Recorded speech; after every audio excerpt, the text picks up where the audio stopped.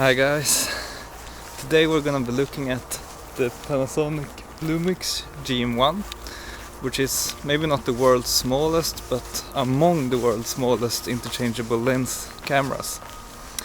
And I found this at a really good price, so I decided to buy it, because for once it might be good to actually utilize the really small form factor that is possible with the Micro Four Thirds system, but that you really don't quite utilize with cameras such as the G85, which I already have. That camera is as big as a full frame camera, and then you don't really utilize that the Micro Four Thirds system can give you some really compact cameras.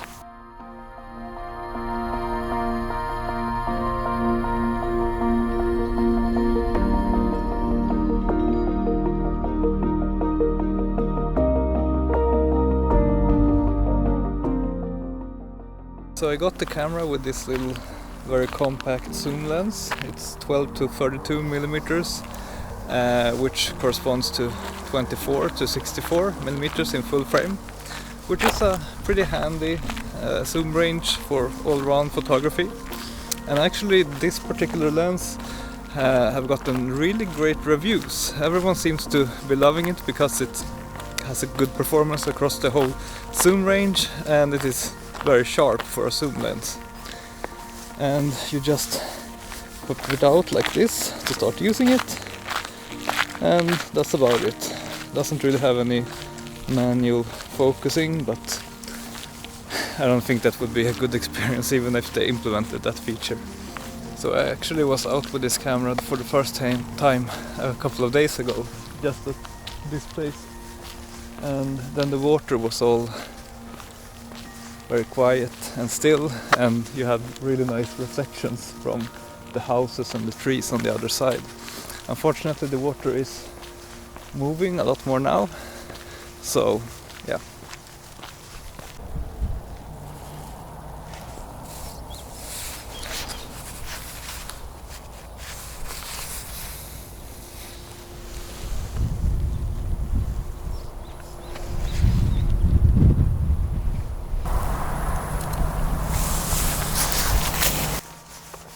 So I'm guessing that this camera is around $400 in the US. It is around the same price here in Sweden, at least normally.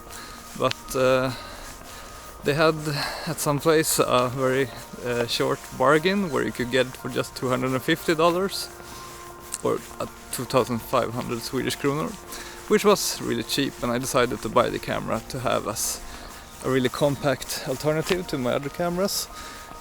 In some cases you just want to go out for a walk and you don't feel like carrying your camera, because it's always like some extra weight and some extra thing to carry around, and then it might be really handy to have a super small camera like this, but still with interchangeable lenses, so that you, for example, could bring a macro lens. I'm gonna try that in a couple of days, and have something that's really compact. I mean, this camera, even with a good macro lens such as the Olympus 60mm, it's still small enough to fit in my pocket, so I could always take it with me no matter what I'm doing, and that's a nice thing to be able to do.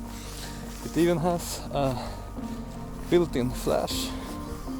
Let's see, yeah, not very big or powerful, but it's a flash. And yeah, I really like this camera so far. I haven't used it that much, but the menu system and all the functionality is very similar to all the other Panasonic Lumix cameras, and I think they are really nice.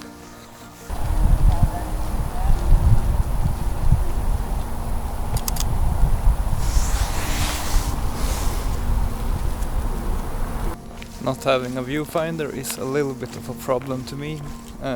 You cannot really get a feel for how the picture actually looks by just looking at a small screen, no matter if it's this camera or a professional full frame camera. It's not really the same thing as seeing a detailed picture in a viewfinder. But on the other hand, the whole idea with this camera is to have the smallest possible camera, so then you have to get rid of the viewfinder. Actually there is another model of this camera, which is, I'm not sure what it's called, I think like GM1 or something, which has a viewfinder, but it is a little bit taller, a little bit bigger, and actually I haven't really been able to find that camera for purchase. I'm not sure if they make it anymore, and also I'm not sure if they make this one anymore. It has been around for a while, and I guess it hasn't been like that popular because they don't seem to develop it further in any way with new models. I mean, this one is from I think 2014 or even older.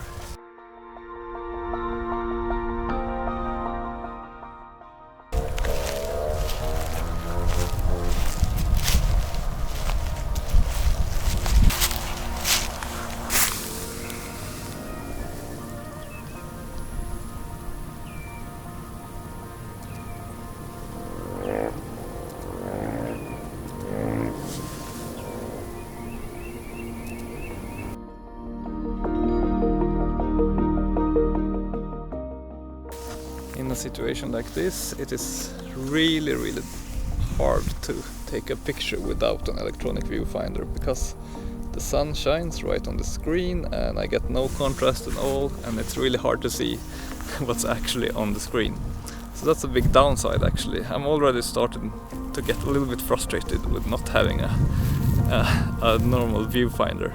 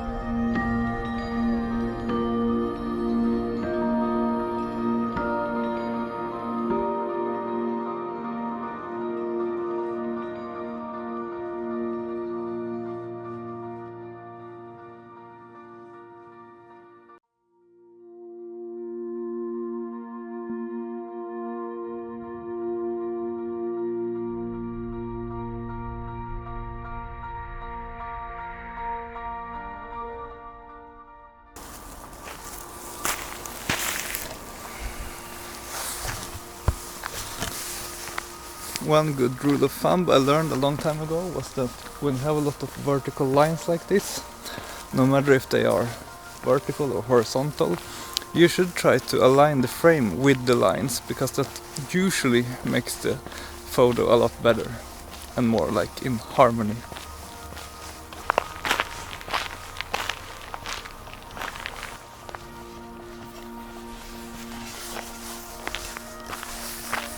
So a lot of areas have been flooded here recently, and this is one of these areas.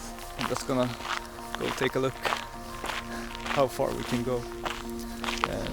Perhaps you remember this view from this winter.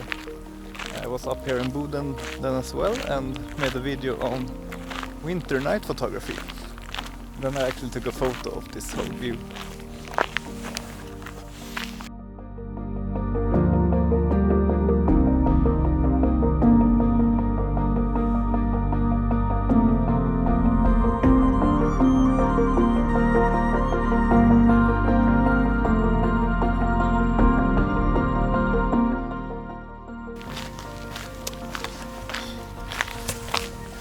Wow, this looks quite beautiful, I would say, with the last rays of the sun.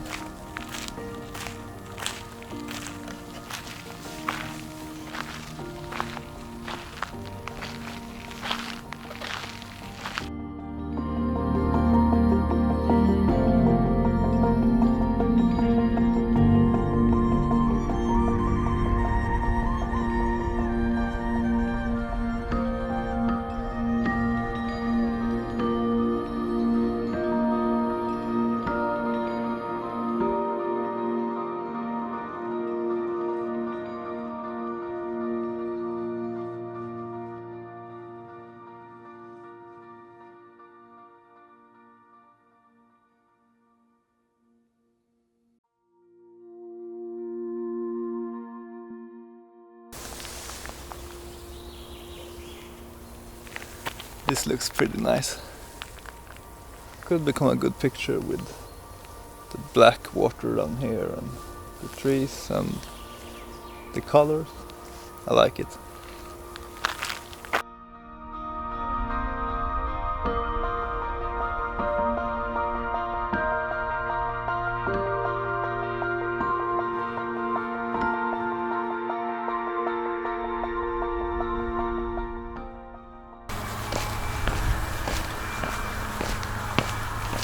So all in all, I can really recommend the GM1. I really like it.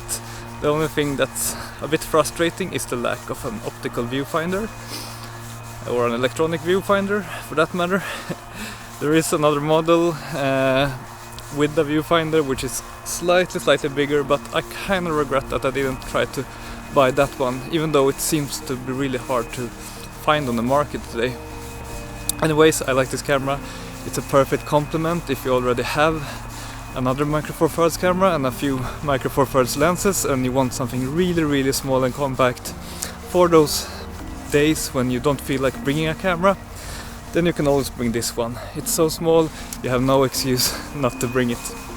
That's it for this video.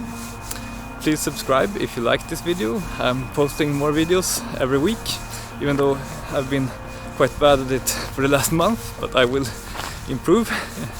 And please leave a like if you did like this video, it helps me a lot, and see you very soon again.